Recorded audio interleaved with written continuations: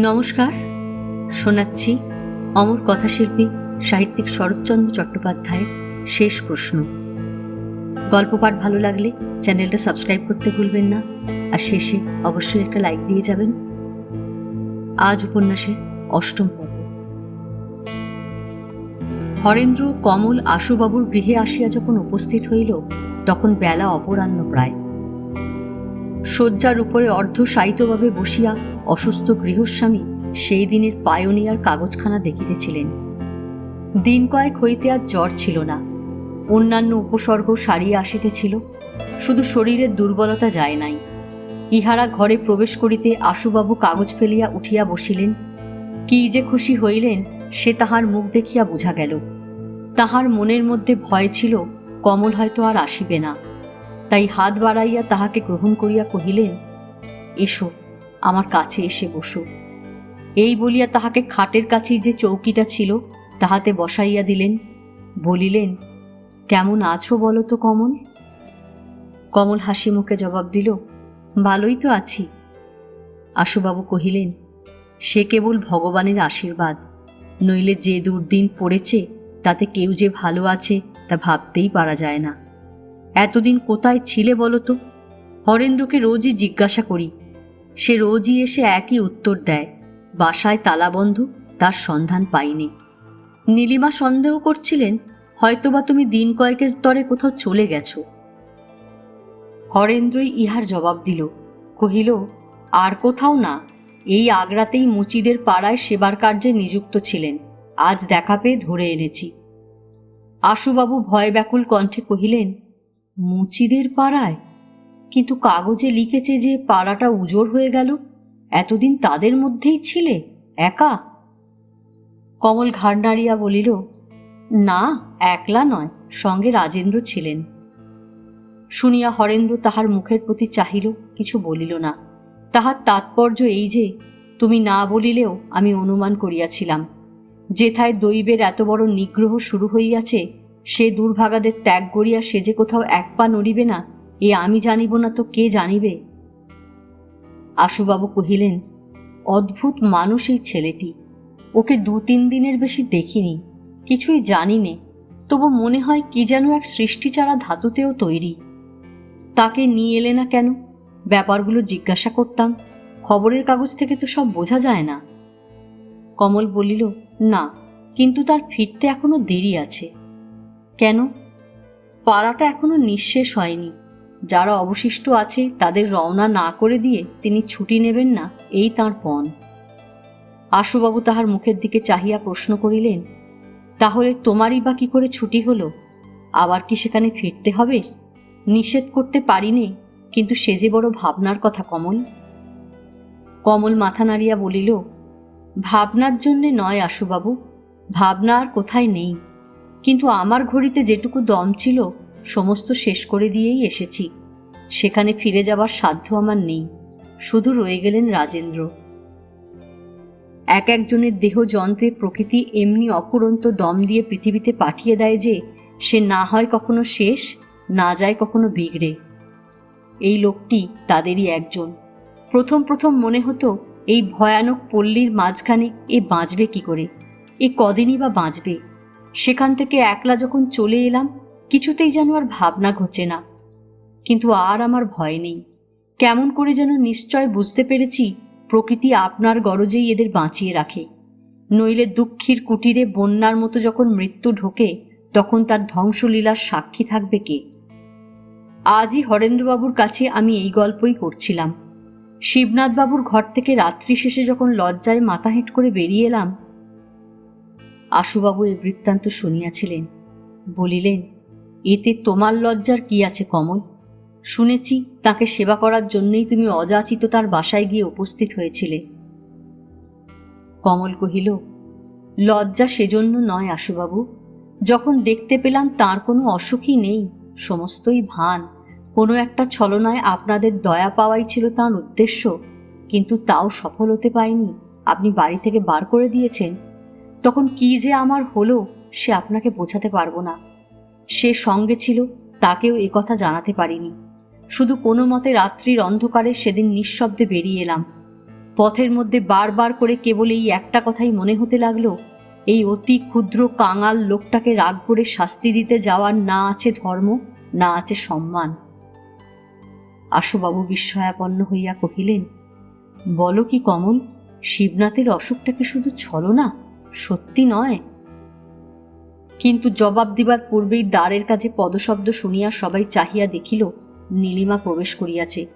তাহার হাতে দুধের বাটি। কমল হাত তুলিয়া নমস্কার করিল। সে পাত্রটা শয্যার শিয়রে পায়ার উপরে রাখিয়া দিয়া প্রতি নমস্কার করিল এবং অপরের কথার মাঝখানে বাধা দিয়াছে মনে করিয়া নিজে কোনো কথা না কহিয়া অদূরে নীরবে উপবেশন করিল। আশুবাবু বলিলেন, কিন্তু এ যে দুর্বলতা কমল, এ জিনিস তো তোমার স্বভাবের সঙ্গে মেলে না। আমি বরাবর ভাবতাম যা অন্যায়, যা মিথ্যাচার তাকে তুমি মাপ করো না। হরেন্দ্র কহিল, ওর স্বভাবের খবর জানি নে, কিন্তু মুচিদের পাড়ায় মরণ দেখে ওর ধারণা বদলেছে। এ সংবাদ ওর কাছেই পেলাম। আগে মনের মধ্যে যে ইচ্ছাই থাক, এখন কারোর বিরুদ্ধেই নালিশ করতে উনি নারাজ। আশুবাবু বলিলেন, কিন্তু সে যে তোমার প্রতি এতখানি অত্যাচার করলে, তার কি? কমল মুখ তুলিতেই দেখিল নীলিমা এক দৃষ্টে চাহিয়া আছে। জবাবটা শুনিবার জন্য সেই যেন সবচেয়ে উৎসুক। না হইলে হয়তো সে চুপ করিয়াই থাকিত। হরেন্দ্র যতটুকু বলিয়াছে তার বেশি একটা কথাও কহিত না। কহিল, এ প্রশ্ন আমার কাছে এখন অসংলগ্ন ঠেকে।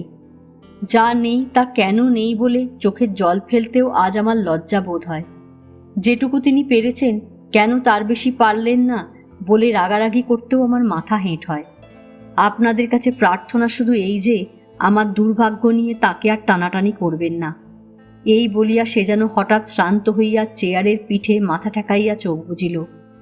ঘরের নীরবতা ভঙ্গ করিল নীলিমা। সে চোখের ইঙ্গিতে দুধের বাটিটা নির্দেশ করিয়া আস্তে আস্তে বলিল, ওটা যে একেবারে জুড়িয়ে গেল, দেখুন তো খেতে পারবেন, না আবার গরম করে আনতে বলবো? আশুবাবু বাটিটা মুখে তুলিয়া খানিকটা খাইয়া রাখিয়া দিলেন। নীলিমা মুখ বাড়াইয়া দেখিয়া কহিল, পড়ে থাকলে চলবে না, ডাক্তারের ব্যবস্থা ভাঙতে আমি দেব না।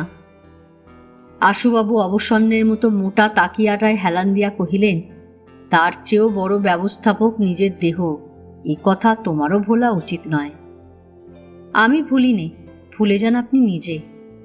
ওটা বয়সের দোষ নীলিমা, আমার নয়। নীলিমা হাসিয়া বলিল, তাই বই কি, দোষ চাপাবার মতো বয়স পেতে এখনো আপনার অনেক অনেক বাকি। আচ্ছা, কমলকে নিয়ে আমরা একটু ওঘরে গিয়ে গল্প করি গে। আপনি চোখ বুজে একটুখানি বিশ্রাম করুন, কেমন? যাই? আশুবাবু এই ইচ্ছা বোধহয় ছিল না, তথাপি সম্মতি দিতে হইল। কহিলেন, কিন্তু একেবারে তোমরা চলে যেও না, ডাকলে যেন পাই। আচ্ছা, চলো ঠাকুরপো, আমরা পাশের ঘরে গিয়ে বসি গে। এই বলিয়া সকলকে লইয়া চলিয়া গেল। নীলিমার কথাগুলি স্বভাবতই মধুর। বলিবার ভঙ্গিটিতে এমন একটি বিশিষ্টতা আছে যে সহজেই চোখে পড়ে, কিন্তু তাহার আজিকারী গুটি কয়েক কথা যেন তাহাদেরও ছাড়াইয়া গেল। হরেন্দ্র লক্ষ্য করিল না, কিন্তু লক্ষ্য করিল কমল। পুরুষের চক্ষে যাহা এড়াইল, ধরা পড়িল রমণীর দৃষ্টিতে। নীলিমা শুশ্রূষা করিতে আসিয়াছে। এই পীড়িত লোকটির স্বাস্থ্যের প্রতি সাবধানতায় আশ্চর্যের কিছু নাই। সাধারণের কাছে এ কথা বলা চলে, কিন্তু সেই সাধারণের একজন কমল নয়। নীলিমার এই একান্ত সতর্কতার অপরূপ স্নিগ্ধতায় সে যেন এক অভাবিত বিস্ময়ের সাক্ষাৎ লাভ করিল। বিস্ময় কেবল একদিক দিয়া নয়, বিস্ময় বহু দিক দিয়া। সম্পদের মোহ এই বিধবা মেয়েটিকে মুগ্ধ করিয়াছে, এমন সন্দেহ কমল চিন্তায়ও ঠাঁই দিতে পারিল না। নীলিমার ততটুকু পরিচয় সে পাইয়াছে।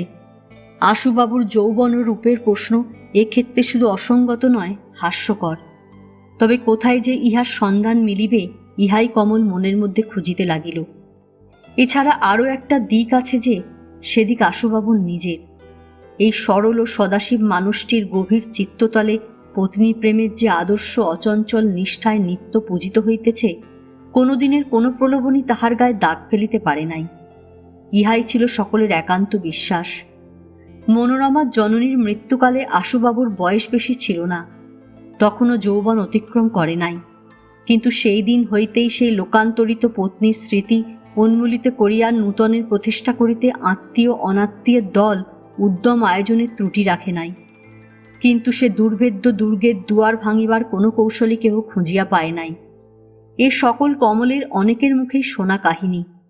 এ ঘরে আসিয়া অন্যমনস্কের মতো নীরবে বসিয়া সে কেবল ইহাই ভাবিতে লাগিল, নীলিমার মনোভাবের লেশমাত্র আভাসও এই মানুষটির চোখে পড়িয়াছে কিনা। যদি পড়িয়াই থাকে, দাম্পত্যের যে সুকঠোর নীতি অত্যাজ্য ধর্মের ন্যায় একাগ্র সতর্কতায় তিনি আজীবন যাহা রক্ষা করিয়া আসিয়াছেন, আসক্তির এই নবজাগ্রত চেতনায় সে ধর্ম লেশমাত্র বিক্ষুব্ধ হইয়াছে কিনা। চাকর চা রুটি ফল প্রভৃতি দিয়া গেল। অতিথিদের সম্মুখে সেই সমস্ত আগাইয়া দিয়া নীলিমা নানা কথা বলিয়া যাইতে লাগিল। আশুবাবুর অসুখ, তাহার স্বাস্থ্য, তাহার সহজ ভদ্রতা ও শিশুর ন্যায় সরলতার ছোটখাটো বিবরণ যাহা এই কয়দিনেই তাহার চোখে পড়িয়াছে, এমনি অনেক কিছু। শ্রোতা হিসাবে হরেন্দ্র স্ত্রীলোকের লোহের বস্তু, এবং তাহারই সাগ্রহ প্রশ্নের উত্তরে নীলিমার বাকশক্তি উচ্ছ্বসিত আবেগে শতমুখে ফুটিয়া বাহির হইতে লাগিল।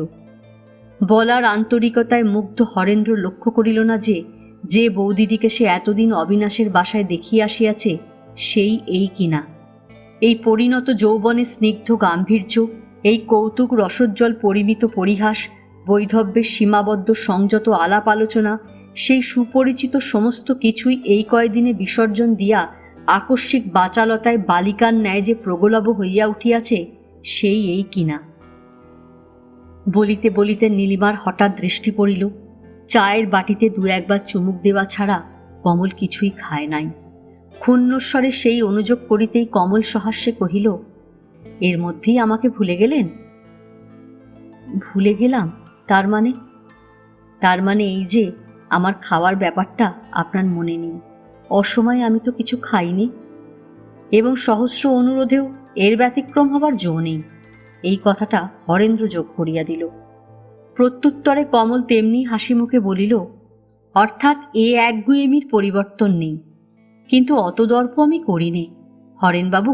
সাধারণত এই নিয়মটাই অভ্যাস হয়ে গেছে, তা মানি। পথে বাহির হইয়া কমল জিজ্ঞাসা করিল, আপনি এখন কোথায় চলেছেন বলুন তো? হরেন্দ্র বলিল, ভয় নেই, আপনার বাড়ির মধ্যে ঢুকব না, কিন্তু যেখান থেকে এনেছি সেখানে পৌঁছে না দিলে অন্যায় হবে। তখন রাত্রি হইয়াছে, পথে লোক চলাচল বিরল হইয়া আসিতেছে। অকস্মাৎ অতি ঘনিষ্ঠের ন্যায় কমল তাহার একটা হাত নিজের হাতের মধ্যে টানিয়া লইয়া বলিল, চলুন আমার সঙ্গে। ন্যায় অন্যায়ের বিচারবোধ আপনার কত সূক্ষ্ম দাঁড়িয়েছে তা পরীক্ষা দেবেন। হরেন্দ্র সংকোচে শশব্যস্ত হইয়া উঠিল। ইহা যে ভালো হইল না, এমন করিয়া পথ চলায় যে বিপদ আছে, এবং পরিচিত কেহ কোথা হইতে সম্মুখে আসিয়া পড়িলে লজ্জার একশেষ হইবে, হরেন্দ্র তাহা স্পষ্ট দেখিতে লাগিল। কিন্তু না বলিয়া হাত ছাড়াইয়া লওয়ার অশোভন রূঢ়তাকেও সে মনে স্থান দিতে পারিল না। ব্যাপারটা বিশ্রী ঠেকিল, এবং এই সংকটাপন্ন অবস্থা মানিয়া লইয়াই তাহারা বাসার দরজার সম্মুখে আসিয়া পৌঁছিল। বিদায় লইতে চাইলে কমল কহিল, এত তাড়াতাড়ি কিসের? আশ্রমে অজিতবাবু ছাড়া তো কেউ নেই। হরেন্দ্র কহিল, না, আজ তিনিও নেই। সকালের গাড়িতে দিল্লি গেছেন, সম্ভবত কাল ফিরবেন। কমল জিজ্ঞাসা করিল, গিয়ে খাবেন কি? আশ্রমে পাচক রাখবার তো ব্যবস্থা নেই। হরেন্দ্র বলিল, না, আমরা নিজেরাই রাঁধি। অর্থাৎ আপনি আর অজিতবাবু? হ্যাঁ, কিন্তু হাসছেন যে, নিতান্ত মন্দ রাঁধিনে আমরা। তা জানি, এবং পরক্ষণে সত্যই গম্ভীর হইয়া বলিল, অজিতবাবু নেই, সুতরাং ফিরে গিয়ে আপনাকে নিজেই রেঁধে খেতে হবে। আমার হাতে খেতে যদি ঘৃণাবোধ না করেন তো আমার ভারী ইচ্ছে আপনাকে নিমন্ত্রণ করি। খাবেন আমার হাতে? হরেন্দ্র অত্যন্ত ক্ষুণ্ণ হইয়া বলিল, এ বড় অন্যায়। আপনি কি সত্যি মনে করেন আমি ঘৃণায় অস্বীকার করতে পারি? এই বলিয়া সে এক মুহূর্ত চুপ করিয়া থাকিয়া বলিল, আপনাকে জানাতে ত্রুটি করিনি যে যারা আপনাকে বাস্তবিক শ্রদ্ধা করে আমি তাদেরই একজন। আমার আপত্তি শুধু অসময়ে দুঃখ দিতে আপনাকে চাইনি। কমল বলিল, আমি দুঃখ বিশেষ পাব না, তা নিজেই দেখতে পাবেন। আসুন। রাঁধিতে বসিয়া কহিল, আমার আয়োজন সামান্য, কিন্তু আশ্রমে আপনাদেরও যা দেখে এসেছি তাকেও প্রচুর বলা চলে না। সুতরাং এখানে খাবার কষ্ট যদি বা হয়, অন্যের মতো অসহ্য হবে না, এটুকুই আমার ভরসা। হরেন্দ্র খুশি হইয়া উত্তর দিল, আমাদের খাবার ব্যবস্থা যা দেখে এসেছেন তাই বটে, সত্যি আমরা খুব কষ্ট করে থাকি। কিন্তু থাকেন কেন? অজিতবাবু বড়লোক, আপনার নিজের অবস্থাও অসচ্ছল নয়, কষ্ট পাওয়ার তো কারণ নেই। হরেন্দ্র কহিল, কারণ না থাক, প্রয়োজন আছে। আমার বিশ্বাস এ আপনিও বোঝেন বলে নিজের সম্বন্ধেও এমনি ব্যবস্থাই করে রেখেছেন। অথচ বাইরে থেকে কেউ যদি আশ্চর্য হয়ে প্রশ্ন করে বসে, তাকেই কি এর হেতু দিতে পারেন? কমল বলিল, বাইরের লোককে না পারি, ভিতরের লোককে দিতে পারবো। আমি সত্যি বড় দরিদ্র, নিজেকে ভরণ পোষণ করবার যতটুকু শক্তি আছে তাতে এর বেশি চলে না। বাবা আমাকে দিয়ে যেতে পারেননি কিছুই, কিন্তু পরের অনুগ্রহ থেকে মুক্তি পাওয়ার এই বীজ মন্ত্রটুকু দান করে গিয়েছিলেন। হরেন্দ্র তাহার মুখের প্রতি নিঃশব্দে চাহিয়া রহিল। এই বিদেশে কমল যে কিরূপ নিরুপায় তাহা সে জানিত। শুধু অর্থের জন্যই নয়, সমাজ, সম্মান, সহানুভূতি কোনো দিক দিয়েই তাহার তাকাইবার কিছু নাই। কিন্তু এ সত্য সে স্মরণ না করিয়া পারিল না যে এত বড় নিঃসহায়তাও এই রমণীকে লেশমাত্র দুর্বল করিতে পারে নাই। আজও সে ভিক্ষা চাহে না, ভিক্ষা দেয়। যে শিবনাথ তাহার এত বড় দুর্গতির মূল, তাহাকেও দান করিবার সম্বল তাহার শেষ হয় নাই। এবং বোধ করি সাহস ও সান্ত্বনা দিবার অভিপ্রায় কহিল, আপনার সঙ্গে আমি তর্ক করছি না কমল, কিন্তু এছাড়া আর কিছু ভাবতেও পারিনি যে আমাদের মতো আপনার দারিদ্র প্রকৃত নয়। একবার ইচ্ছে করলেই এ দুঃখ মরীচিকার মতো মিলিয়ে যাবে, কিন্তু সেই ইচ্ছে আপনার নেই। কারণ আপনিও জানেন, স্বেচ্ছায় নেওয়া দুঃখকে ঐশ্বর্যের মতোই ভোগ করা যায়। কমল বলিল, যায়, কিন্তু কেন জানেন? ওটা অপ্রয়োজনের দুঃখ, দুঃখের অভিনয় বলে। সকল অভিনয়ের মধ্যেই খানিকটা কৌতুক থাকে, তাকে উপভোগ করায় বাধা নেই। এই বলিয়া সে নিজেও কৌতুক ভরে হাসিল। সহসা ভারী একটা বেসুরা বাজিল। খোঁচা খাইয়া হরেন্দ্র ক্ষণকাল মৌন থাকিয়া জবাব দিল, কিন্তু এটা তো মানেন যে প্রাচুর্যের মাঝেই জীবন তুচ্ছ হয়ে আসে, অথচ দুঃখ দৈন্যের মধ্যে দিয়ে মানুষের চরিত্র মহৎ ও সত্য হয়ে গড়ে ওঠে। কমল স্টোভের উপর হইতে কড়াটা নামাইয়া রাখিল এবং আর একটা কি চড়াইয়া দিয়া বলিল, সত্য হয়ে গড়ে ওঠার জন্য ওদিকেও খানিকটা সত্য থাকা চাই হরেনবাবু। বড়লোক, বাস্তবিক অভাব নেই, তবু ছদ্ম অভাবের আয়োজনে ব্যস্ত। আবার যোগ দিয়েছেন অজিতবাবু, আপনার আশ্রমের ফিলোসফি আমি বুঝি নে, কিন্তু এটা বুঝি, দৈনভোগের বিড়ম্বনা দিয়ে কখনো বৃহৎকে পাওয়া যায় না। পাওয়া যায় শুধু খানিকটা দম্ভ আর অহমিকা। সংস্কারে অন্ধ না হয়ে একটুখানি চেয়ে থাকলেই এ বস্তু দেখতে পাবেন। দৃষ্টান্তের জন্য ভারত পর্যটন করে বেড়াতে হবে না। কিন্তু তর্ক থাক, রান্না শেষ হয়ে এলো, এবার খেতে বসুন। হরেন্দু হতাশ হইয়া বলিল, মুশকিল এই যে ভারতবর্ষের ফিলোসফি বোঝা আপনার সাধ্য নয়। আপনার শিরার মধ্যে ম্লেচ্ছ রক্তের ঢেউ বয়ে যাচ্ছে। হিন্দু আদর্শ চোখে তামাশা বলেই ঠেকবে। দিন, কি রান্না হয়েছে খেতে দিন। এই যে দি, বলিয়া কমল আসন পাতিয়া ঠাঁই করিয়া দিল। একটুও রাগ করিল না। হরেন্দু সেই দিকে চাহিয়া হঠাৎ বলিয়া উঠিল, আচ্ছা ধরুন, কেউ যদি যথার্থই সমস্ত বিলিয়ে দিয়ে সত্যকার অভাব ও দৈন্যের মাঝেই নেমে আসে, তখন তো অভিনয় বলে তাকে তামাশা করা চলবে না। তখন তো।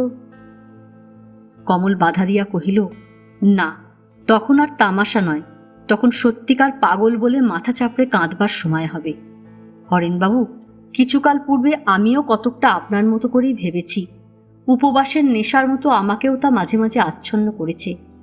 কিন্তু এখন সে সংশয় আমার ঘুচেছে। দৈন্য এবং অভাব ইচ্ছাতেই আসুক বা ইচ্ছার বিরুদ্ধেই আসুক, ও নিয়ে দর্প করবার কিছু নেই। ওর মাঝে আছে শূন্যতা, ওর মাঝে আছে দুর্বলতা, ওর মাঝে আছে পাপ।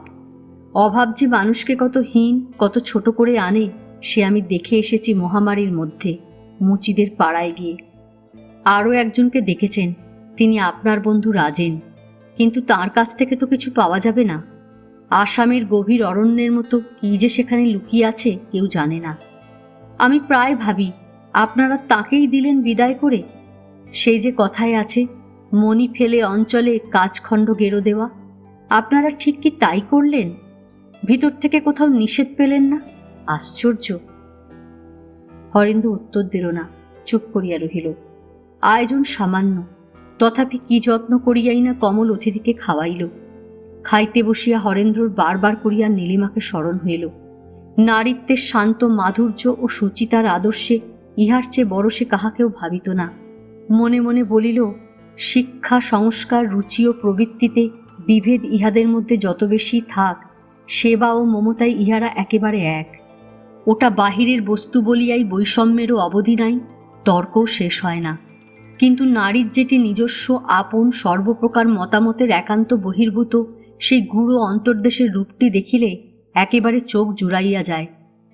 নানা কারণে আজ হরেন্দ্রর ক্ষুধা ছিল না। শুধু একজনকে প্রসন্ন করিতেই সে সাধ্যের অতিরিক্ত ভোজন করিল। কি একটা তরকারি ভালো লাগিয়াছে বলিয়া পাত্র উজাড় করিয়া ভক্ষণ করিল। কহিল, অনেকদিন অসময়ে হাজির হয়ে বৌদিদিকেও ঠিক এমনি করেই জব্দ করেছি কমল। কাকে? নীলিমাকে? হ্যাঁ, তিনি জব্দ হতেন নিশ্চয়, কিন্তু স্বীকার করতেন না। কমল হাসিয়া বলিল, কেবল আপনি নয়, সমস্ত পুরুষ মানুষেরই এমনি মোটা বুদ্ধি। হরেন্দ্র তর্ক করিয়া বলিল, আমি চোখে দেখেছি যে। কমল কহিল, সেও জানি, আর ওই চোখে দেখার অহংকারেই আপনারা গেলেন।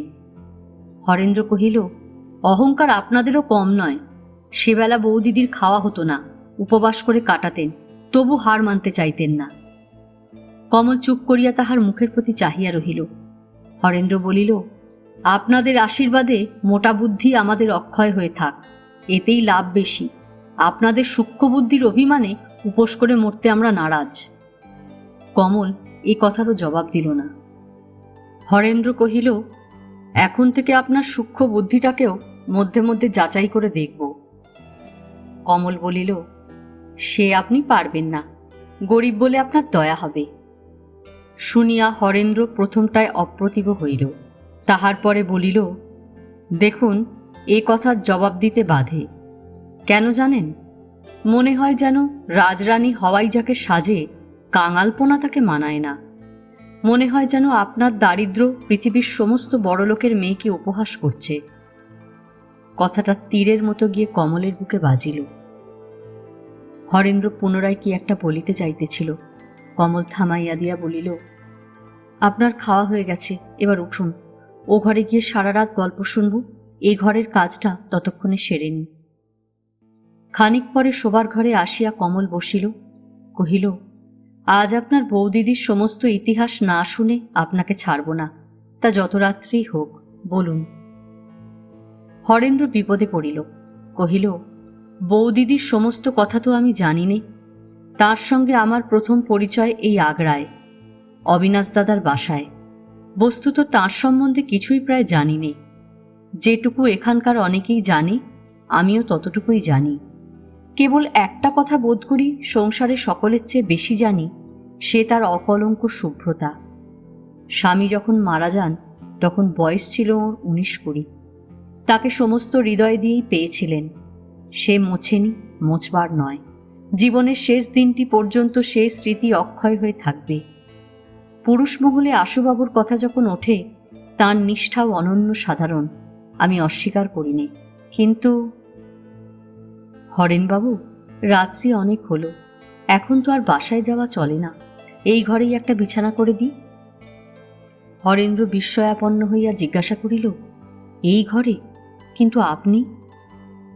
কমল কহিল, আমিও এইখানেই শোব, আর তো ঘর নেই। হরেন্দ্র লজ্জায় পাংশু হইয়া উঠিল। কমল হাসিয়া বলিল, আপনি তো ব্রহ্মচারী, আপনারও ভয়ের কারণ আছে নাকি? হরেন্দ্র স্তব্ধ নির্নিমেষ চক্ষে শুধু চাহিয়া রহিল। এ যে কি প্রস্তাব সে কল্পনা করতেও পারিল না। স্ত্রীলোক হইয়া একথা উচ্চারণ করিল কি করিয়া? তাহার অপরিসীম বিহ্বলতা কমলকেও ধাক্কা দিল। সে কয়েক মুহূর্ত স্থির থাকিয়া বলিল, আমারই ভুল হয়েছে হরেনবাবু, আপনি বাসায় যান। তাইতেই আপনার অশেষ শ্রদ্ধার পাত্রে নীলিমার আশ্রমে ঠাঁই মেলেনি, মিলেছিল আশুবাবুর বাড়ি। নির্জন গৃহে অনাত্মীয় নরনারীর একটিমাত্র সম্বন্ধই আপনি জানেন। পুরুষের কাছে মেয়ে মানুষ যে শুধুই মেয়ে মানুষ, এর বেশি খবর আপনার কাছে আজও পৌঁছায়নি। ব্রহ্মচারী হলেও না। যান, আর দেরি করবেন না, আশ্রমে যান। এই বলিয়া সে নিজেই বাহিরের অন্ধকার বারান্দায় অদৃশ্য হইয়া গেল। হরেন্দ্র মুড়ের মতো মিনিট 2-3 দাঁড়াইয়া থাকিয়া ধীরে ধীরে নিচে নামিয়া আসিল।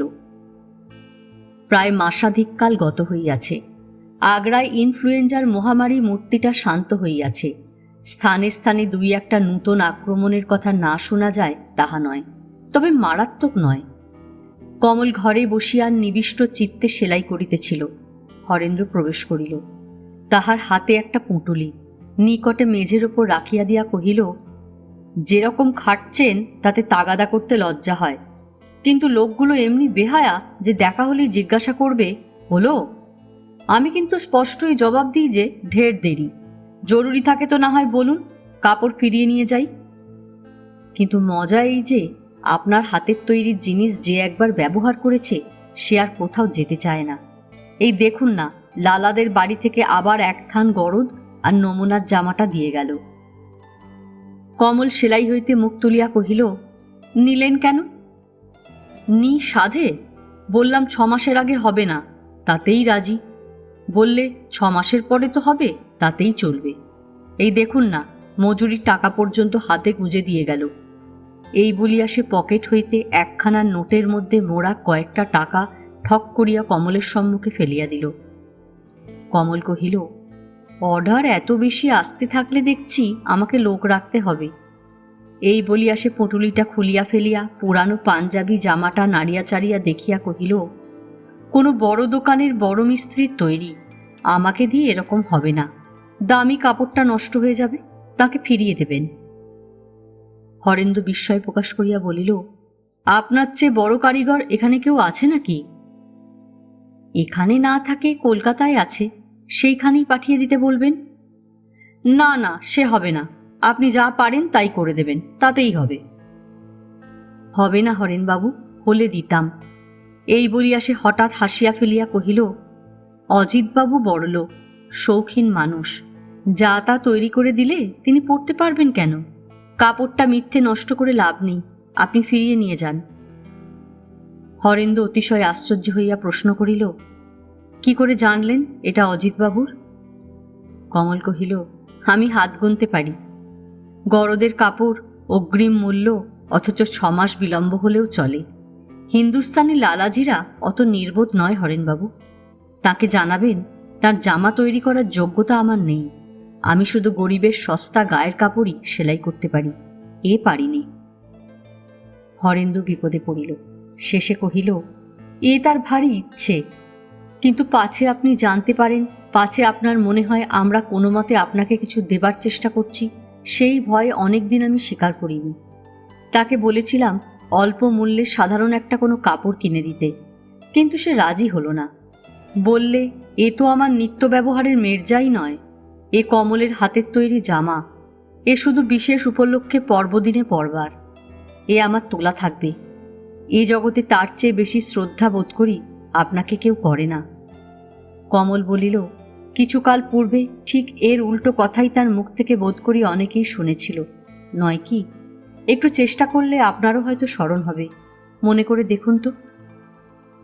এই সেদিনের কথা, হরেন্দ্রর সমস্তই মনে ছিল। একটু লজ্জা পাইয়া বলিল, মিথ্যে নয়, কিন্তু এ ধারণা তো একদিন অনেকেরই ছিল, বোধহয় ছিল না শুধু আশুবাবু, কিন্তু তাকেও একদিন বিচলিত হতে দেখেছি। আমার নিজের কথাটাই ধরুন না, আজ তো আর প্রমাণ দিতে হবে না, কিন্তু সেদিনের কোষ্ঠীপাতরে ঘষে ভক্তি শ্রদ্ধা যাচাই করতে চাইলে আমিই বা দাঁড়াই কোথায়? কমল জিজ্ঞাসা করিল, রাজেনের খোঁজ পেলেন? হরেন্দ্র বুঝিল এই সকল হৃদয় সম্পর্কিত আলোচনা আর একদিনের মতো আজও স্থগিত রহিল। বলিল, না, এখনো পাইনি, ভরসা আছে এসে উপস্থিত হলেই পাব। কমল বলিল, সে আমি জানতে চাইনি, পুলিশের জিম্মায় গিয়ে পড়েছে কিনা এই খোঁজটাই আপনাকে নিতে বলেছিলাম। হরেন্দ্র কহিল, নিয়েছি, আপাতত তাদের আশ্রয় নেই। শুনিয়া কমল নিশ্চিন্ত হইতে পারিল না বটে, কিন্তু স্বস্তি বোধ করিল। জিজ্ঞাসা করিল, তিনি কোথায় গেছেন এবং কবে গেছেন, মুচিদের পাড়ায় চেষ্টা করে একটু খোঁজ নিলে কি বার করা যায় না? হরেনবাবু, তাঁর প্রতি আপনার স্নেহের পরিমাণ জানি, এ সকল প্রশ্ন হয়তো বাহুল্য মনে হবে, কিন্তু কদিন থেকে এছাড়া কিছু আর আমি ভাবতেই পারিনি, আমার এমনি দশা হয়েছে। এই বলিয়া এমন ব্যাকুল চক্ষে সে চাহিল যে হরেন্দ্র অত্যন্ত বিস্মিত হইল, কিন্তু পরক্ষণে সে মুখ নামাইয়া পূর্বের মতো সেলাইয়ের কাজে আপনাকে নিযুক্ত করিয়া দিল। হরেন্দ্র নিঃশব্দে দাঁড়াইয়া রহিল। এই সময় এক একটা প্রশ্ন তাহার মনে আসে, কৌতূহলের সীমা নাই। মুখ দিয়া কথাটা বাহির হইতে পড়িতেও চায়, কিন্তু নিজেকে সামলাইয়া লয়। কিছুতেই স্থির করিতে পারে না এ জিজ্ঞাসার ফল কি হইবে। এইভাবে 5-7 মিনিট কাটার পরে কমল নিজেই কথা কহিল। সেলাইটা পাশে নামাইয়া রাখিয়া একটা সমাপ্তির নিঃশ্বাস ফেলিয়া বলিল, থাক, আজ আর না। এই বলিয়া মুখ তুলিয়া আশ্চর্য হইয়া কহিল, এ কি, দাঁড়িয়ে আছেন যে, একটা চৌকি টেনে নিয়ে বসতেও পারেননি? বসতে আপনি তো বলেননি। বেশ, যা হোক, বলিনি বলে বসবেন না? না, না বললে বসা উচিত নয়। কিন্তু দাঁড়িয়ে থাকতেও তো বলিনি, দাঁড়িয়েই বা আছেন কেন? এ যদি বলেন তো আমার না দাঁড়ানোই উচিত ছিল, ত্রুটি স্বীকার করছি। শুনিয়া কমল হাসিল, বলিল, তাহলে আমিও দোষ স্বীকার করছি। এতক্ষণ অন্যমনস্ক থাকা আমার অপরাধ। এখন বসুন। হরেন্দ্র চৌকি টানিয়া লইয়া উপবেশন করিলে কমল হঠাৎ একটুখানি গম্ভীর হইয়া উঠিল। এইবার কি একটু চিন্তা করিল, তাহার পরে কহিল, দেখুন হরেনবাবু, আসলে এর মধ্যে যে কিছুই নেই এ আমিও জানি, আপনিও জানেন। তবু লাগে। এই যে বসতে বলতে ভুলেছি, যে আদরটুকু অতিথিকে করা উচিত ছিল করিনি। হাজার ঘনিষ্ঠতার মধ্যে দিয়েও সে ত্রুটি আপনার চোখে পড়েছে। না না, রাগ করেছেন বলিনি, তবু কেমন যেন মনের মধ্যে একটু লাগে। এ সংস্কার মানুষের গিয়েও যেতে চায় না, কোথায় একটুখানি থেকেই যায় না। হরেন্দ্র ইহার তাৎপর্য বুঝিল না, একটু আশ্চর্য হইয়া চাহিয়া রহিল। কমল বলিতে লাগিল, এর থেকে সংসারে কত অনর্থপাতি না হয়, অথচ এইটি লোকে সবচেয়ে বেশি ভোলে না। হরেন্দ্র জিজ্ঞাসা করিল, এসব আমাকে বলছেন না আপনাকে আপনি বলছেন? যদি আমার জন্য হয় তো আর একটু খোলসা করে বলুন। এ হেঁয়ালি আমার মাথায় ঢুকছে না। কমল হাসিয়া বলিল, হেঁয়ালি বটে, সহজ সরল রাস্তা, মনেই হয় না যে বিপত্তি চোখ রাঙিয়ে আছে। চলতে হোঁচট লেগে আঙুল দিয়ে যখন রক্ত ঝরে পড়ে তখনই কেবল চৈতন্য জাগে। আর একটুখানি চোখ মেলে চলা উচিত ছিল না। হরেন্দ্র কহিল, পথের সম্বন্ধে হ্যাঁ, অন্তত আগ্রার রাস্তায় একটু হুঁশ করে চলা ভালো। ও দুর্ঘটনা আশ্রমের ছেলেদের প্রায়ই ঘটে। কিন্তু হেঁয়ালি তো হেঁয়ালি রয়ে গেল, মর্মার্থ উপলব্ধি হল না। কমল কহিল, আর উপায় নেই হরেনবাবু, বললেই সকল কথার মর্ম বোঝা যায় না। এই দেখুন, আমাকে তো কেউ বলে দেয়নি, কিন্তু অর্থ বুঝতেও বাধেনি। হরেন্দ্র বলিল, তার মানে আপনি ভাগ্যবতী, আমি দুর্ভাগা। হয় সাধারণ মানুষের মাথায় ঢোকে এমনি ভাষায় বলুন, না হয় থামুন। চীনে বাজির মতো এ যত চাচ্ছি খুলতে তত যাচ্ছে জড়িয়ে। অজ্ঞাত অথবা অজ্ঞেয় বাধা থেকে বক্তব্য আরম্ভ হয়ে যে এ কোথায় এসে দাঁড়ালো তার কুলকিনারা পাচ্ছি নে। এ সমস্ত কি আপনি রাজেনকে স্মরণ করে বলছেন? তাকে আমিও তো চিনি, সহজ করে বললে হয়তো কিছু কিছু বুঝতেও পারবো। নইলে এভাবে ঘুমন্ত মানুষের বক্তৃতা শুনতে থাকলে নিজের বুদ্ধির পরে আস্থা থাকবে না। কমল হাসি মুখে বলিল, কার বুদ্ধির পরে, আমার না নিজের? দুজনেরই। কমল বলিল, শুধু রাজেনকেই নয়, কি জানি কেন সকাল থেকে আজ আমার সকলকেই মনে পড়ছে। আশুবাবু, মনোরমা, অক্ষয়, অবিনাশ, নীলিমা, শিবনাথ, এমনকি আমার বাবা। হরেন্দ্র বাধা দিল, ও চলবে না, আপনি আবার গম্ভীর হয়ে উঠছেন। আপনার বাপ মা স্বর্গে গেছেন, তাদের টানাটানি আমার সইবে না। বরঞ্চ যারা বেঁচে আছেন তাদের কথা, আপনি রাজেনের কথা বলতে চাচ্ছিলেন, তাই বলুন, আমি শুনি। সে আমার বন্ধু, তাকে চিনি, জানি, ভালোবাসি। আমাকে বিশ্বাস করুন, আমি আশ্রমই করি আর যাই করি আপনাকে ঠকাবো না। সংসারে আরও 5 জনের মতো ভালোবাসার গল্প শুনতে আমিও ভালোবাসি। কমলের গাম্ভীর্য সহসা হাসিতে ভরিয়া গেল। প্রশ্ন করিল, শুধু পরের কথা শুনতেই ভালোবাসেন, তার বেশিতে লোভ নেই? হরেন্দ্র বলিল, না, আমি ব্রহ্মচারীদের পাণ্ডা, অক্ষয়ের দল শুনতে পেলে আমায় খেয়ে ফেলবে। শুনিয়া কমল পুনশ্চ হাসিয়া কহিল, না, তারা খাবে না, আমি উপায় করে দেব। হরেন্দ্র ঘাড় নাড়িয়া বলিল, পারবেন না, আশ্রম ভেঙে দিয়ে পালিয়ে গিয়েও আর আমার নিস্তার নেই। অক্ষয় একবার যখন আমাকে চিনেছে, যেখানেই যাই সৎপথে আমাকে সে রাখবেই। বরঞ্চ আপনি নিজের কথা বলুন। রাজেনকে যে ভুলে থাকতে পারেন না, আবার সেইখান থেকে শুরু করুন। কি করে সেই লক্ষ্মী ছাড়া ছোঁড়াটাকে এতখানি ভালোবাসলেন, আমার শুনতে স্বাদ হয়। কমল কহিল, ঠিক এই প্রশ্নটাই আমি বারে বারে আপনাকে আপনি করি। সন্ধান পান না? না, পাবার কথাও নয়, এবং সত্যি বলে আমার বিশ্বাসও হয় না। কেন বিশ্বাস হয় না? সে যাক, মনে হচ্ছে আগে একবার বলেছি, কিন্তু আরও ভালো ক্যান্ডিডেট আছে। মীমাংসা চূড়ান্ত করবার আগে তাদের কেসগুলো একটুখানি নজর করে দেখবেন, এইটুকু নিবেদন। কিন্তু কেস তো অনুমানে ভর করে বিচার করা যায় না হরেনবাবু, রীতিমতো সাক্ষ্য প্রমাণ হাজির করতে হয়। সে করবে কে? তারা নিজেরাই করবে। সাক্ষ্য প্রমাণ নিয়ে প্রস্তুত হয়েই আছে, হাঁক দিলেই হাজির হয়। কমল জবাব দিল না, মুখ তুলিয়া চাহিয়া একটুখানি হাসিল। তাহার পরে সমাপ্ত অসমাপ্ত সেলাইয়ের কাজগুলা একে একে পরিপাটি ভাঁজ করিয়া একটা বেতের টুকরিতে তুলিয়া রাখিয়া উঠিয়া দাঁড়াইল। কহিল, আপনার বোধ করি চা খাবার সময় হয়েছে হরেনবাবু, একটুখানি চা তৈরি করে আনি, আপনি বসুন। হরেন্দ্র কহিল, বসেই তো আছি, কিন্তু জানেন তো, চা খাবার আমার সময় অসময় নেই। কারণ পেলেই খাই, না পেলে খাই নে। ওর জন্যে কষ্ট পাবার প্রয়োজন নেই। একটা কথা জিজ্ঞাসা করব? স্বচ্ছন্দে। অনেকদিন আপনি কোথাও যাননি, ওটা কি ইচ্ছে করেই বন্ধ করেছেন? কমল আশ্চর্য হইয়া বলিল, না, হে আমার মনেও হয়নি। তাহলে চলুন না, আজ আশুবাবুর বাড়ি থেকে একটু ঘুরে আসি। তিনি সত্যিই খুব খুশি হবেন। সেই অসুখের মধ্যে একবার গিয়েছিলেন, এখন ভালো হয়েছেন। শুধু ডাক্তারের নিষেধ বলে বাইরে আসেন না, নইলে হয়তো একদিন নিজেই এসে উপস্থিত হতেন। কমল বলিল, তাঁর পক্ষে আশ্চর্য নয়। যাওয়া আমারই উচিত ছিল, কিন্তু কাজের ঝঞ্ঝাটে যেতে পারিনি, অন্যায় হয়ে গেছে। তাহলে আজই চলুন না। চলুন, কিন্তু সন্ধেটা হোক। আপনি বসুন, চট করে এক বাটি চা নিয়ে আসি। এই বলিয়া সে বাহির হইয়া গেল। সন্ধ্যার প্রায়ান্ধকারে উভয় পথে বাহির হইয়া হরেন্দ্র কহিল, একটু বেলা থাকতে গেলেই ভালো হতো। কমল কহিল, হতো না, চেনা লোক, কেউ হয়তো দেখে ফেলত। দেখলেই বা, ওসব আমি গ্রাহ্য করি নে। কিন্তু আমি এখন গ্রাহ্য করি।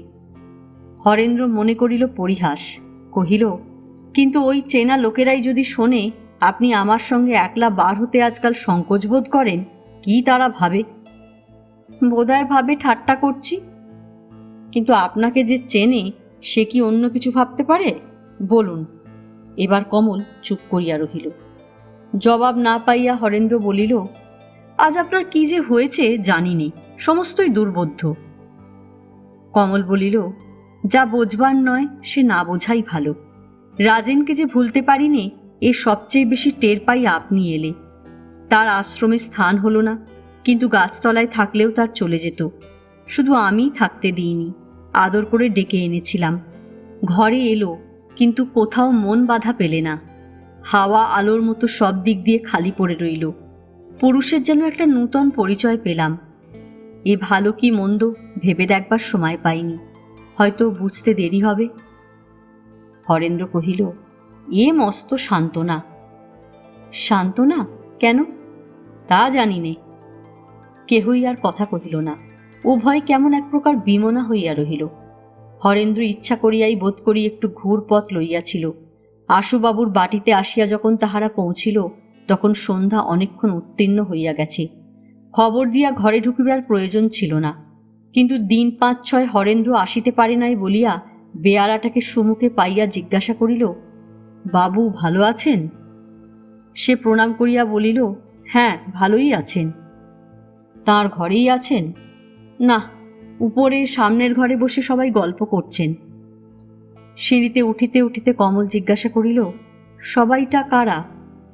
হরেন্দ্র কহিল, বৌদি আর বোধহয় কেউ, কি জানি। পর্দা সরাইয়া ঘরে ঢুকিয়া দুজনেই একটু আশ্চর্য হইল। এসেন্স ও চুরুটের কড়া গন্ধ একত্রে মিশিয়া ঘরের বাতাস ভারী হইয়া উঠিয়াছে।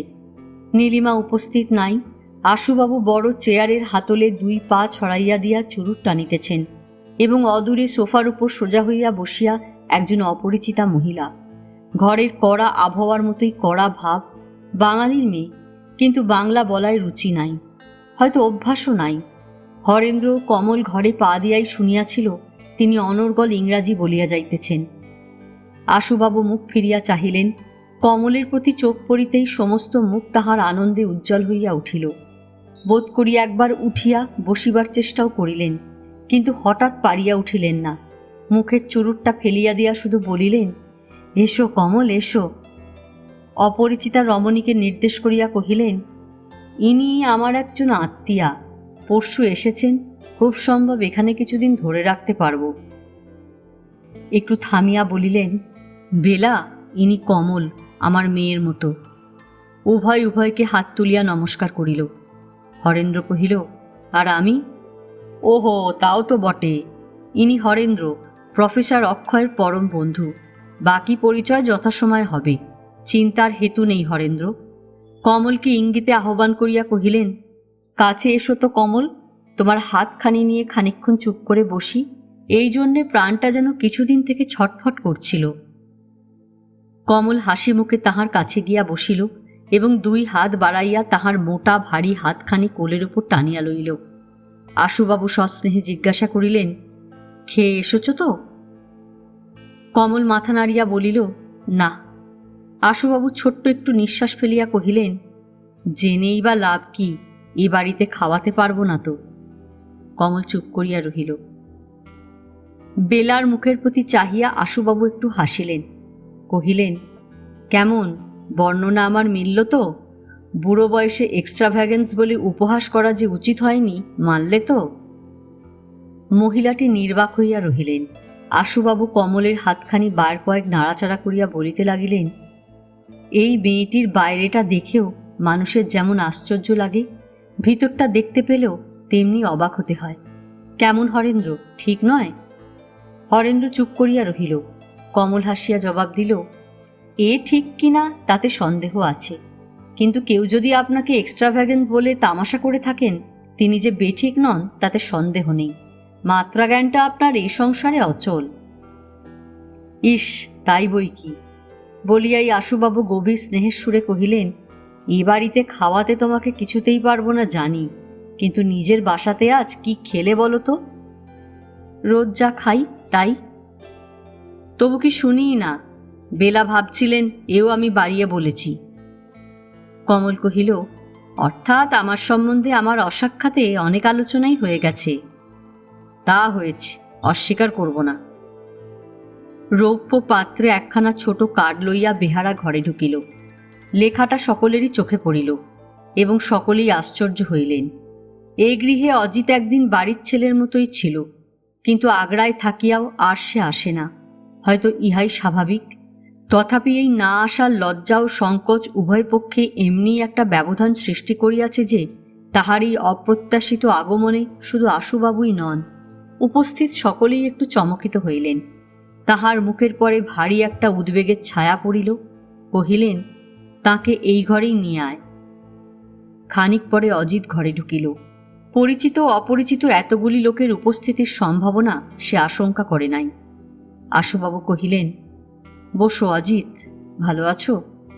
অজিত মাথা নাড়িয়া কহিল, আগে হ্যাঁ, আপনার শরীরটা এখন কেমন আছে? ভালো মনে হচ্ছে তো? আশুবাবু বলিলেন, অসুখটা সেরেছে বলেই ভরসা পাচ্ছি। পরস্পর কুশল প্রশ্নোত্তর এইখানেই থামিল। কমল না থাকিলে হয়তো আরও দুই একটা কথা চলিতে পারিত, কিন্তু চোখাচোখি হইবার ভয়ে অজিত সেদিকে মুখ তুলিতে সাহস করিল না। মিনিট দুই তিন সকলেই চুপ করিয়া থাকার পর হরেন্দ্র প্রথমে কথা কহিল। জিজ্ঞাসা করিল, আপনি কি সোজা বাসা থেকেই এখন আসছেন? কিছু একটা বলিতে পাইয়া অজিত বাঁচিয়া গেল। বলিল, না, ঠিক সোজা আসতে পারিনি, আপনার সন্ধানে একটু ঘুরপথেই আসতে হয়েছে। আমার সন্ধানে? প্রয়োজন? প্রয়োজন আমার নয়, আর একজনের। তিনি রাজেনের খোঁজে দুপুর থেকে বোধ করি বার চারেক উঁকি মেরে গেলেন। বসতে বলেছিলাম, কিন্তু রাজি হলেন না। স্থির হয়ে অপেক্ষা করাটা হয়তো ধাতে সয় না। হরেন্দ্র শঙ্কিত হইয়া জিজ্ঞাসা করিল, লোকটিকে দেখতে কেমন? বললেন না কেন সেখানে নেই? অজিত কহিল, সে সংবাদ তাকে দিয়েছি। আশুবাবু বলিলেন, কমল, এই রাজেন ছেলেটাকে আমি 2-3বারের বেশি দেখিনি। বিপদে না পড়লে তার সাক্ষাৎ মেলে না, কিন্তু মনে হয় তাকে অত্যন্ত ভালোবাসি। কি যেন একটা মহামূল্য জিনিস সে সঙ্গে নিয়ে বেড়ায়, অথচ হরেন্দ্রের মুখে শুনি সে ভারী ওয়াইল্ড। পুলিশ তাকে সন্দেহের চোখে দেখে, ভয় হয় কোথায় কি একটা বিভ্রাট ঘটিয়ে বসবে, হয়তো খবরও একটা পাবো না। এই দেখো না, হঠাৎ কোথায় যে অদৃশ্য হয়েছে কেউ খুঁজে পাচ্ছে না। কমল প্রশ্ন করিল, হঠাৎ যদি খবর পান সে বিপদে পড়েছে, কি করেন?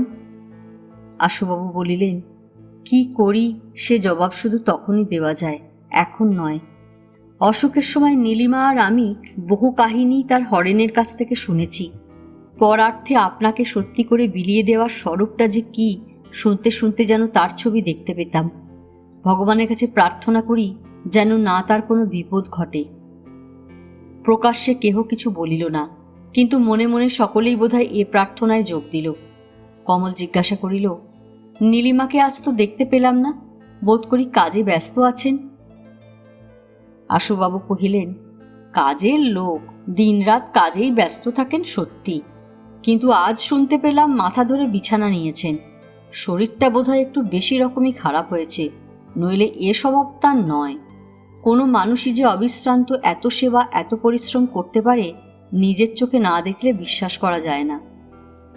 ক্ষণকাল চুপ করিয়া থাকিয়া বলিলেন, অবিনাশের সঙ্গে আলাপ আগ্রায়, মাঝে মাঝে আসি যাই, কতটুকুই বা পরিচয়। অথচ আজ ভাবি, সংসারে আপন পর বলে যে একটা কথা আছে, সে কত অর্থহীন। দুনিয়ায় আপনার পর কেউ নেই কমল। স্রোতের টানে কে যে কখন কাছে আসে আর কে যে ভেসে দূরে যায়, তার কোনো হিসাব কেউ জানে না। কথাটা যে কাহাকে উদ্দেশ্য করিয়া কিসের দুঃখে বলা হইল, তাহা শুধু সেই অপরিচিত রমণী বেলা ব্যতীত অপর সকলেই বুঝিল। আশুবাবু কতকটা যেন নিজের মনেই বলিতে লাগিলেন, এই রোগ থেকে উঠে পর্যন্ত সংসারের অনেক জিনিসই যেন আর একরকম চেহারায় চোখে ঠেকে। মনে হয় কিসের জন্যই বা এত টানাটানি, এত বাধাবাধি, এত ভালো মন্দর বাদানুবাদ। মানুষে অনেক ভুল, অনেক ফাঁকি নিজের চারপাশে জমা করে স্বেচ্ছায় কানা হয়ে গেছে। আজও তাকে বহু যুগ ধরে অনেক অজানা সত্য আবিষ্কার করতে হবে, তবে যদি একদিন সে সত্যিকার মানুষ হয়ে উঠতে পারে। আনন্দ তো নয়, নিরানন্দই যেন তার সভ্যতা ও ভদ্রতার চরম লক্ষ্য হয়ে উঠেছে। কমল বিস্ময়ে চাহিয়া রহিল। তাহার বাক্যের তাৎপর্য যে নিঃসংশয়ে বুঝিতেছে তাহা নয়, যেন কুয়াশার মধ্যে আগন্তুকের মুখ দেখা, কিন্তু পায়ের চলন অত্যন্ত চেনা। আশুবাবু আপনি থামিলেন। বোধহয় কমলের বিস্মিত দৃষ্টি তাহাকে নিজের দিকে সচেতন করিল। বলিলেন, তোমার সঙ্গে আমার আরও অনেক কথা আছে কমল, আর একদিন এসো। আসব, আজ যাই। এসো, গাড়িটা নিচেই আছে, তোমাকে পৌঁছে দেবে বলেই বাসদেওকে এখনো ছুটি দিইনি। অজিত, তুমিও কেন সঙ্গে যাও না? ফেরবার পথে তোমাদের আশ্রমে তোমাকে নামিয়ে দিয়ে আসবে। উভয় তাহাকে নমস্কার করিয়া বাহির হইয়া আসিল। বেলা সঙ্গে সঙ্গে গাড়ির কাছে আসিয়া কহিল, আপনার সঙ্গে আলাপ করবার আজ সময় হলো না, কিন্তু এবার যেদিন দেখা হবে আমি ছাড়ব না। কমল হাসিয়া ঘাড় নাড়িয়া কহিল, সে আমার সৌভাগ্য, কিন্তু ভয় হয় পরিচয় পেয়ে আপনার মত বদলায়। গাড়ির মধ্যে দুজনে পাশাপাশি বসিয়া রাস্তায় মোড় ফিরিলে কমল কহিল, সেদিনের রাতটাও এমনি অন্ধকার ছিল, মনে পড়ে? পড়ে। সেদিনের পাগলামি, তাও মনে পড়ে। আমি রাজি হয়েছিলাম, সে মনে আছে? অজিত হাসিয়া কহিল, না, কিন্তু আপনি যে বিদ্রূপ করেছিলেন সে মনে আছে।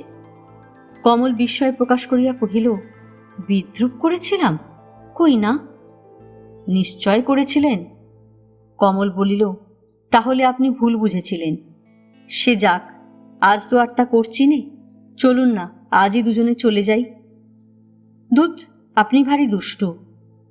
কমল হাসিয়া ফেলিল, কহিল, দুষ্টু কিসের? আমার মতো এমন শান্ত সুবোধ কে আছে বলুন তো? হঠাৎ হুকুম করলেন, কমল চলো যাই, তক্ষুনি রাজি হয়ে বললাম চলুন। কিন্তু সে তো শুধু পরিহাস।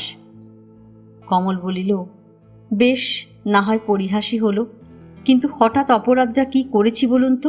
ডাকতেন তুমি বলে আরম্ভ করেছেন আপনি বলতে। কত দুঃখে কষ্টে দিন চলে। আপনাদেরই জামা কাপড় সেলাই করে কোনো মতে হয়তো দুটি খেতে পাই, অথচ আপনার টাকার অবধি নেই। একটা দিনও কি খবর নিয়েছেন? মনোরমা এ দুঃখে পড়লে কি আপনি সইতেন? দিন রাত খেটে খেটে কত রোগা হয়ে গেছি দেখুন তো। এই বলিয়া সে নিজের বাঁ হাতখানা অজিতের হাতের ওপর রাখিতেই আচম্বিতে তাহার সর্বশরীর শিহরিয়া উঠিল। অস্ফুটে কি একটা বলিতে চাহিল, কিন্তু সহসা হাত টানিয়া লইয়া চেঁচাইয়া উঠিল, ড্রাইভার, রোকো রোকো! এই যে পাগলা গারুদের সামনে এসে পড়েছি, গাড়ি ঘুরিয়ে নাও, অন্ধকারে ঠিক ঠাউর করতে পারা যায়নি। অজিত কহিল, হ্যাঁ, দোষ অন্ধকারে। শুধু সান্ত্বনা এই যে হাজার অবিচারেও ও বেচারার প্রতিবাদ করবার জো নেই, সে অধিকারেও বঞ্চিত। এই বলিয়া সে একটু হাসিল। শুনিয়া কমলও হাসিল, কহিল, তা বটে, কিন্তু বিচার জিনিসটাই তো সংসারের সব নয়। এখানে অবিচারেরও স্থান আছে বলে আজও দুনিয়া চলছে, নইলে কোন কালে সে থেমে যেত। ড্রাইভার, থামাও। অজিত কবাট খুলিয়া দিতে কমল রাস্তায় নামিয়া আসিয়া কহিল, অন্ধকারে ওর চেয়েও বড় অপরাধ আছে অজিতবাবু, একলা যেতে ভয় করে। এই ইঙ্গিতে অজিত নিঃশব্দে পাশে নামিয়া দাঁড়াতেই কমল ড্রাইভারকে বলিল, এবার তুমি বাড়ি যাও, এর ফিরে যেতে দেরি হবে। সে কি কথা, এত রাত্রে এ অঞ্চলে আমি গাড়ি পাবো কোথায়? তার উপায় আমি করে দেব। গাড়ি চলিয়া গেল। অজিত কহিল, কোনো ব্যবস্থাই হবে না জানি, অন্ধকারে 3-4 মাইল হাঁটতে হবে, অথচ আপনাকে পৌঁছে দিয়ে আমি অনায়াসে ফিরে যেতে পারতাম। পারতেন না, কারণ আপনাকে না খাইয়ে ওই আশ্রমের অনিশ্চয়তার মধ্যে আমি যেতে দিতে পারতাম না। আসুন। বাসায় দাসী আলো জ্বালিয়া আজ অপেক্ষা করিয়াছিল। ডাকিতেই দ্বার খুলিয়া দিল। উপরে গিয়া কমল সেই সুন্দর আসনখানি পাতিয়া রান্নাঘরে বসিতে দিল। আয়োজন প্রস্তুত ছিল। স্টোভ জ্বালিয়া রান্না চড়াইয়া দিয়া অদরি উপবেশন করিয়া জিজ্ঞাসা করিল, এমনি আর একদিনের কথা মনে পড়ে? নিশ্চয় পড়ে। আচ্ছা, তার সঙ্গে আজ কোথায় তফাৎ বলতে পারেন? বলুন তো দেখি। অজিত ঘরের মধ্যে ইতস্তত দৃষ্টিপাত করিয়া কোনখানে কি ছিল এবং নাই মনে করিবার চেষ্টা করিতে লাগিল। কমল হাসি মুখে কহিল, ওদিকে সারা রাত খুঁজলেও পাবেন না, আর এদিকে সন্ধান করতে হবে। কোন দিকে বলুন তো? আমার দিকে। অজিত হঠাৎ কি এক প্রকার লজ্জায় সংকুচিত হইয়া গেল। আস্তে আস্তে বলিল, কোনোদিনই আপনার মুখের পানে আমি খুব বেশি করে চেয়ে দেখিনি। অন্য সবাই পেরেছে, শুধু আমি কি জানি কেন পেরে উঠিনি। কমল কহিল, অপরের সঙ্গে আপনার প্রভেদ ওইখানে। তারা যে পারত, তার কারণ তাদের দৃষ্টির মধ্যে আমার প্রতি সম্ভ্রমবোধ ছিল না। অজিত চুপ করিয়া রহিল। কমল বলিতে লাগিল, আমি স্থির করেছিলাম যেমন করে হোক আপনাকে খুঁজে বার করবই। আশুবাবুর বাড়িতে আজই যে দেখা হবে এ আশা ছিল না, কিন্তু দৈবাত দেখা হয়ে যখন গেল তখন জানি ধরে আনবই। খাওয়ানো একটা ছোট্ট উপলক্ষ, তাই ওটা শেষ হলেই ছুটি পাবেন না।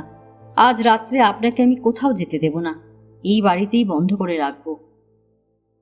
কিন্তু তাতে আপনার লাভ কি? কমল কহিল, লাভের কথা পরে বলবো, কিন্তু আমাকে আপনি বললে আমি সত্যিই ব্যথা পাই। একদিন তুমি বলে ডাকতেন, সেদিনও বলতে আমি স্বাধীনি, নিজে ইচ্ছে করেই ডেকেছিলেন। আজ সেটা বদলে দেবার মতো কোনো অপরাধও করিনি।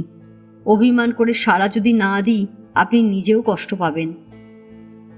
অজিত ঘাড় নাড়িয়া বলিল, তা বোধহয় পাব। কমল কহিল, বোধহয় নয়, নিশ্চয় পাবেন। আপনি আগ্রা এসেছিলেন মনোরমার জন্যে, কিন্তু সে যখন অমন করে চলে গেল তখন সবাই ভাবলে আর একদণ্ড আপনি এখানে থাকবেন না। কেবল আমি জানতাম আপনি যেতে পারবেন না। আচ্ছা, আমিও যে ভালোবাসি এ কথা আপনি স্বীকার করেন? না, করি নে। নিশ্চয় করেন, তাইতে আপনার বিরুদ্ধে আমার অনেক নালিশ আছে। অজিত কৌতূহলী হইয়া বলিল, অনেক নালিশ? একটা শুনি। কমল বলিল, শোনাবো বলেই তো যেতে দিইনি। প্রথমে নিজের কথাটা বলি। উপায় নেই বলে গরিব দুঃখীদের কাপড় সেলাই করে নিজের খাওয়া পড়া চালাই, এ আমার সয়। কিন্তু দায় পড়েছি বলে আপনারও জামা সেলাই করে দাম নেব, এও কি সয়? কিন্তু তুমি তো কারো দান নাও না। না, দান আমি কারো নিই নেই, এমনকি আপনারও না। কিন্তু দান করা ছাড়া দেবার কি সংসারে আর কোনো পথ খোলা নেই? কেন এসে জোর করে বললেন না, কমল, এই কাজ তোমাকে আমি করতে দেব না? আমি তার কি জবাব দিতাম? আজ যদি কোনো দুর্বিপাকে আমার খেটে খাবার শক্তি যায়, আপনি বেঁচে থাকতে কি আমি পথে পথে ভিক্ষে করে বেড়াবো? কথাটা ব্যথায় তাহাকে ব্যাকুল করিয়া দিল। বলিল, এমন হতেই পারে না কমল, আমি বেঁচে থাকতে এ অসম্ভব। তোমার সম্বন্ধে আমি একটা দিনও এমন করে ভেবে দেখিনি। এখনো যেন বিশ্বাস হতে চায় না যে কমলকে আমরা সবাই জানি সেই তুমি। কমল কহিল, সবাই যা ইচ্ছে জানুক, কিন্তু আপনি কি কেবল তাদেরই একজন, তার বেশি নয়? এই প্রশ্নের উত্তর আসিল না, বোধ করি অত্যন্ত কঠিন বলিয়াই, এবং ইহার পরে উভয়ে নীরব হইয়া রহিল। হয়তো অপরকে প্রশ্ন করার চেয়ে নিজেকে জিজ্ঞাসা করার প্রয়োজন দুজনেই বেশি করিয়া অনুভব করিল। কি বা রান্না, শেষ হতে বিলম্ব হইল না। আহারে বসিয়া অজিত গম্ভীর হইয়া বলিল, অথচ মজা এই যে যার যত টাকা করেই থাকুক, তোমার উপার্জনের অন্ন হাত পেতে না খেয়ে কারোর পরিত্রাণ নেই। অথচ নিজে তুমি কারো নেবে না, কারো খাবে না, মাথা করে মরে গেলেও না। কমল হাসিয়া কহিল, আপনারা খান কেন? তাছাড়া কবেই বা আপনি মাথা করলেন? অজিত বলিল, মাথা করবার ইচ্ছে বহুবারই হয়েছে, আর তোমার খাই শুধু তোমার জবরদস্তির সঙ্গে পেরে উঠিনে বলে। আজ আমি যদি বলি, কমল, এখন থেকে তোমার সমস্ত ভার নিলাম, এই উঞ্চবৃত্তি আর করো না, তুমি তখনই হয়তো এমনি কটু কথা বলবে যে আমার মুখ দিয়ে আর দ্বিতীয় বাক্য বার হবে না। কমল জিজ্ঞাসা করিল, এ কথা কি বলেছিলেন কোনোদিন? মনে হয় যেন বলেছিলাম। আর আমি শুনিনি সে কথা? না, তাহলে শোনবার মতো করে বলেননি। হয়তো মনের মধ্যে শুধু ইচ্ছেই হয়েছিল, মুখ দিয়ে তা প্রকাশ পায়নি। আচ্ছা, ধরো আজই যদি বলি, তাহলে আমিও যদি বলি না? অজিত হাতের গ্রাস নামাইয়া রাখিয়া কহিল, এই তো, তোমাকে একটা দিনও আমরা বুঝতে পারলাম না। যেদিন তাজের সম্মুখে প্রথম দেখি সেদিনও যেমন তোমার কথা বুঝিনি, আজও তেমনি আমাদের সকলের কাছে তুমি রহস্যই রয়ে গেলে। এইমাত্র নিজেই বললে আমার ভার নিন, আবার তখনই বললে না। কমল হাসিয়া কহিল, এমন ধারা একটা না আপনি বলুন তো দেখি, বলুন তো, যা খেয়েছেন আর কোনোদিন খাবেন না, কেমন আপনার কথা থাকে? অজিত কহিল, থাকবে কি করে, না খাইয়ে তুমি তো ছেড়ে দেবে না। কিন্তু এবার কমল আর হাসিল না, শান্তভাবে বলিল, আমার ভার নেবার সময় আজও আপনার আসেনি। যেদিন আসবে সেদিন আমার মুখ দিয়ে না বেরোবে না। রাত হয়ে যাচ্ছে, আপনি খেয়ে নিন। নি, সেদিন কখনো আসবে কিনা বলে দিতে পারো? কমল মাথা নাড়িয়া কহিল, সে আমি পারিনি, জবাব আপনাকে নিজেই একদিন খুঁজে নিতে হবে। সে শক্তি আমার নেই। একদিন অনেক খুঁজেছি, কিন্তু পাইনি। জবাব তোমার কাছে পাবো এই আশা করে আজ থেকে আমি হাত পেতে থাকব। এই বলিয়া অজিত নিঃশব্দে খাইতে লাগিল। খানিক পরে কমল জিজ্ঞাসা করিল, এত জায়গা থাকতে আপনি হঠাৎ হরেন্দ্রর আশ্রমে গিয়ে উপস্থিত হলেন কেন?